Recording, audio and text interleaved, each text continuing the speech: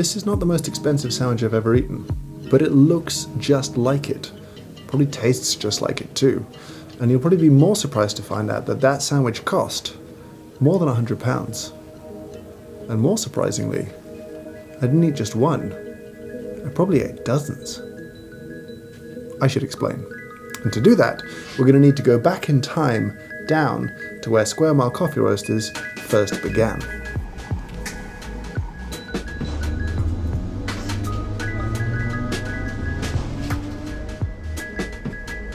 We are now approaching Cambridge Peak.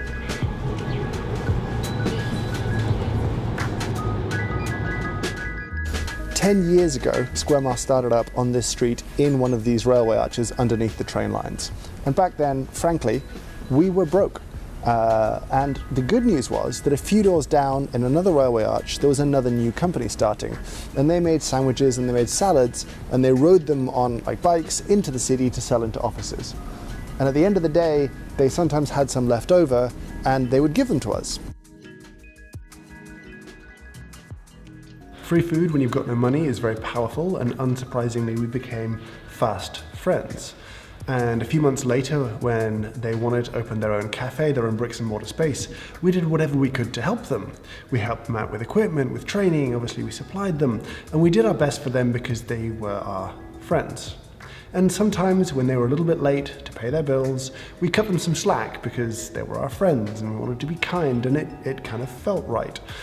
And that did okay, and they went on for a few years, and they were late sometimes, and they always kind of made it back up, and then one day, they were done.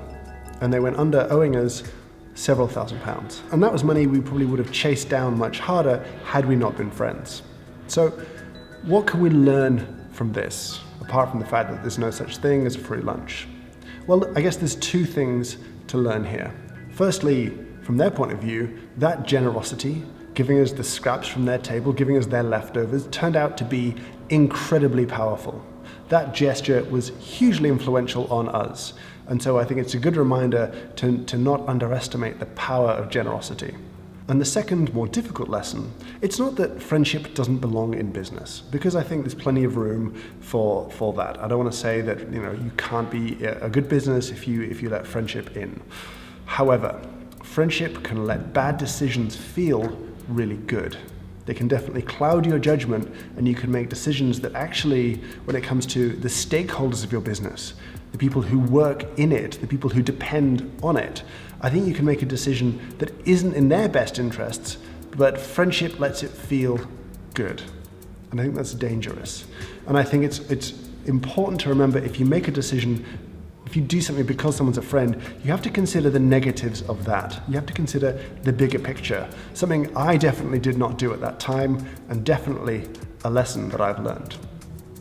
And so that's the story of the most expensive sandwich I ever ate. A sandwich I suppose I regret, but I got to learn something from it. So I guess you've got to find the upsides wherever you can.